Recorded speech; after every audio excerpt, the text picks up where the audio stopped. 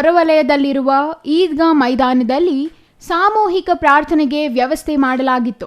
ತಮ್ಮ ಮಕ್ಕಳೊಂದಿಗೆ ಈದ್ಗಾ ಮೈದಾನಕ್ಕೆ ಚೇಳೂರಿನ ಮದೀನಾ ಮತ್ತು ಜಾಮಿಯಾ ಮಸೀದಿಗಳಿಂದ ಮೆರವಣಿಗೆ ಮೂಲಕ ಸಾಗಿದ ಮುಸ್ಲಿಮರು ಸಾಮೂಹಿಕ ಪ್ರಾರ್ಥನೆ ಸಲ್ಲಿಸಿದ ಬಳಿಕ ಪರಸ್ಪರ ಶುಭಾಶಯ ವಿನಿಮಯ ಮಾಡಿಕೊಂಡರು.